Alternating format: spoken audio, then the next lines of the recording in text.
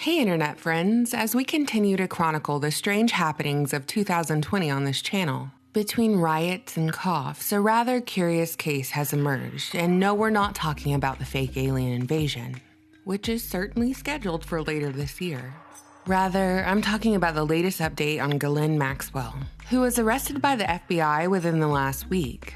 I'll be blunt with you, I'm not ready to make a video on the latest updates because this script is one we've all seen before and it was baloney the first time too. So instead, we're talking about bloodlines, specifically the bloodline of spook royalty, the Maxwells. The mainstream media has rarely covered this ancestral context, and while alternative media has, you know how I am, I just want it simplified in like 15 minutes or less. Because I need some context from the past to navigate the present, but I also don't want to go cross-eyed staring at my computer screen for hours. So today, we're talking about the House of Maxwell. And we're starting with Big Papa Maxwell. Originally born as Abraham Lieb in Czechoslovakia in 1923, the official origin story of the House of Maxwell begins in squalor. In an impoverished village where winters were cold, food was scarce, and apparently, a few dozen name changes were par for the course. Soon, Abraham Lieb's name transformed to Jan Abraham Ludwig, and with this name, at age 16, he left his village, dyeing his hair an unnatural black color, marching off with his mother's advice. Act like an Englishman. The English are successful. Don't screw this up, twerp. And so he followed his mother's advice. If he were ever to achieve his family's dream of a Jewish homeland in Palestine, there were sacrifices to be made, especially as whispers of war traveled across Europe. And with those whispers, waves of what was dubbed anti-Semitic messages spread over radio stations. Upon hearing this talk, Abraham Lieb or Jan Abraham Ludwig or whatever the heck Robert Maxwell's name was at that time, took it upon himself to cast a better depiction of his people. So before World War II had even started, Robert Maxwell became a storyteller, telling those who would listen that he'd lied about his age so he could join the local Czech resistance movement in Budapest. A tale which he would relay to the BBC decades later, but it was a lie. There was no Czech resistance at that time in Budapest because there were no German soldiers in the city. But the facts didn't matter. It was the emotion from the story that mattered, which is perhaps why Robert Maxwell went on to become such a successful media mogul. By the time he requested to join the British Army's Pioneer Corps, he was going by the name Jan Hotch. Perhaps because it sounded a little more English and a little less, not English, because he certainly didn't speak any at the time. He kept pushing to enlist in the English ranks, setting his sights on the 6th Battalion of the North Staffordshire Regiment. And with a few character endorsements, Jan Hotch found himself in the 17th Infantry Brigade Intelligence Unit. But this time, he changed his name to Leslie Dumouriez, Dumouriez being a popular cigarette brand. And Leslie Dumouriez was popular with British soldiers too, so much so that he became a second lieutenant shortly after his 21st birthday. But the commanding officer took him aside saying that Dumouriez wasn't an acceptable name for an officer in the North Staffs. So he suggested a Scottish alias instead, Ian Robert Maxwell, and from then on, this was the Robert Maxwell, a man from nowhere that would take on the world. All that was missing was a wife. Maxwell no longer had to brag about battles he'd never fought. He was seeing plenty of action in 1944 when he arrived in the newly liberated Paris for a few days of rest and relaxation, where an arranged pairing between Allied servicemen and Parisians was orchestrated by the Paris Welcome Committee. And among the eager ladies was a woman named Elizabeth Maynard, the underfed and frail 23-year-old daughter of a silk merchant with a Protestant middle-class background, who was immediately taken by Maxwell's presence. They were married, and together they had 9 children over the span of 16 years. But unlike their post-wartime counterparts, they weren't looking to settle in their newfound peaceful life. Robert had other ideas. While Elizabeth found purpose in fostering relations between Christians and Jews throughout her career, focusing on Holocaust history and organizing conferences around the goal of combating anti-Semitism, her husband chased power and influence. One of the outcomes of World War II was the establishment of the State of Israel within the region known as Palestine, a place that the newly formed United Nations had allocated as the Jewish state. Maxwell was key in the creation of Israel, given that he used his contacts to help smuggle aircraft parts to Israel during the 1948 War of Independence. Officially established in 1949, Mossad became the National Intelligence Agency of Israel, aimed at intelligence collection, covert operations, and counterterrorism, sort of like the Israeli equivalent of the CIA. It's assumed that shortly after the establishment of the State of Israel and Maxwell's rise to power, that Maxwell was recruited by Mossad. In 1964, with Maxwell representing the left-leaning Socialist Labour Party, he was elected as a member of parliament for Buckingham and re-elected in 1966. After his government run, Maxwell had used his contacts in the Allied occupation to build his business empire, becoming a distributor for a scientific book company and then eventually buying a controlling stake in a publisher by the name of Butterworth Springer, whose name was changed to Pergamon Press and then catapulted to prolific greatness. Pergamon, which would have been located in modern-day Turkey, was an ancient Greek city known for its altar, the Pergamon altar, also known as the seat of Satan, that was brought over to Berlin in 1930. I thought that was an interesting aside, but moving right along, not only did Israeli intelligence take an interest in Maxwell's publishing companies, specifically the scientific journals he published, but the KGB also took notice, as did MI6. Intelligence agencies of every country did deal in one thing after all: information, the flow and collection of it.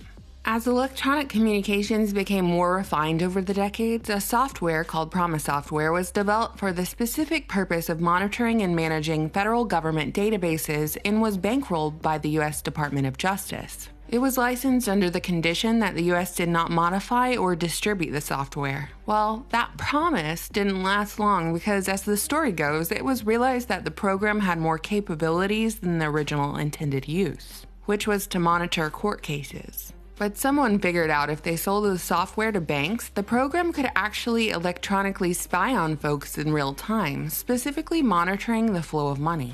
Under the guise of protecting U.S. national interest, U.S. intelligence took the program to an Indian reservation, and the program was altered to create a backdoor to allow government spying. As the story goes, Israel wanted to buy the software but couldn't afford it, so they stole it and became a vendor for the software. Well, guess who had access to Promise and the backdoor? You guessed it, Robert Maxwell. One of Promise's stories was that it was sold to Middle Eastern arms dealers and even allegedly used by Osama bin Laden to obtain intel on the U.S. that led to the attacks of 9/11, if you believe that official story. In 1984, Maxwell acquired Mirror Group newspapers, which included the Daily Mirror. And pretty much everyone who worked at Mirror Group said Robert Maxwell was a crook and a liar.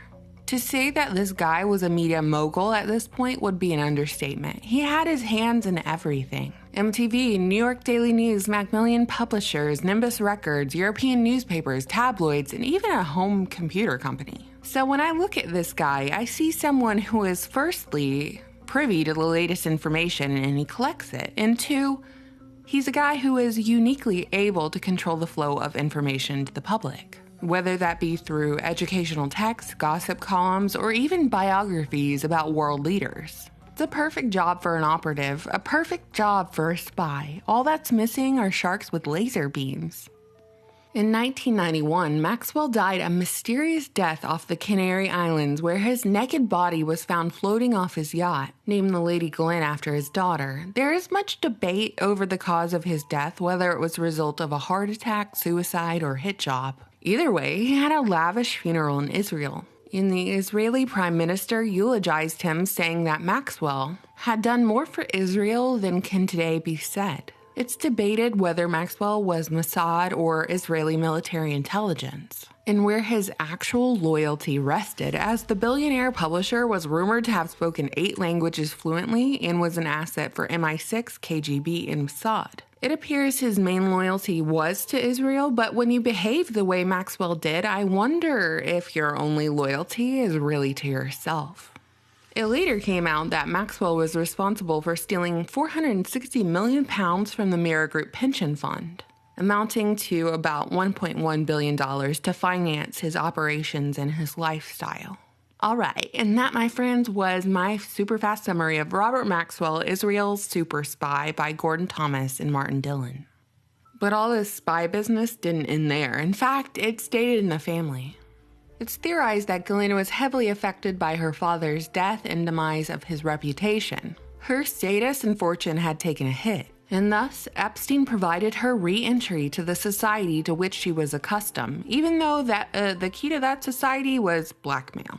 I, however, suspect she was much less prey and altogether more predator, being spook family royalty and all.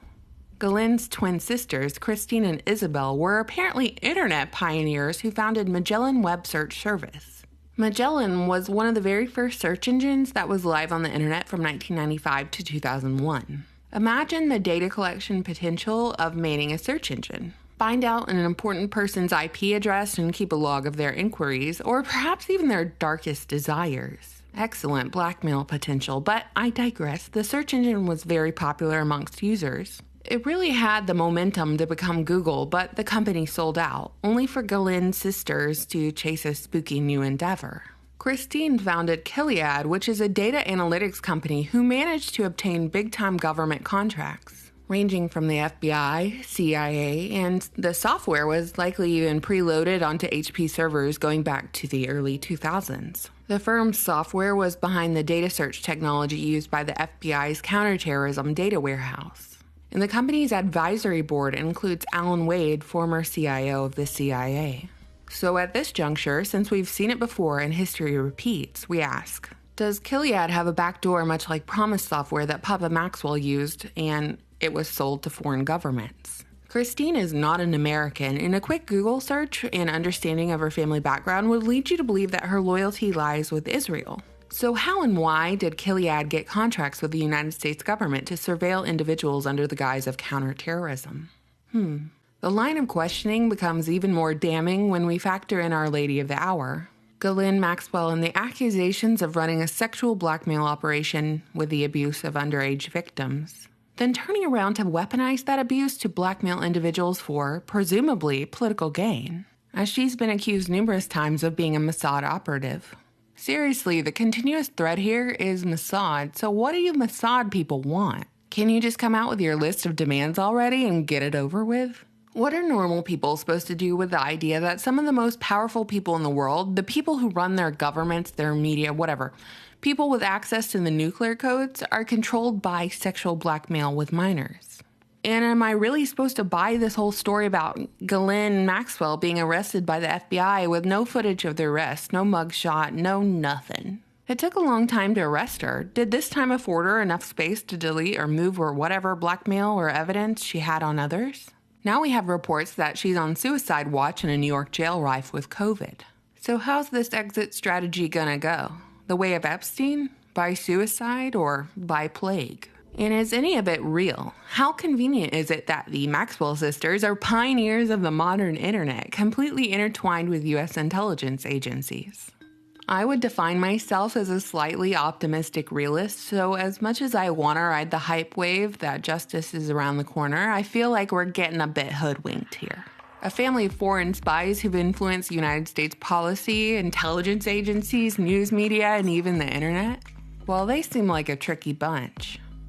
What do you think, internet friends? You know I always look forward to your comments. Thank you so much for watching, subscribing, and supporting me on Patreon. Bye! I'm just a fake silhouette, avoiding every threat.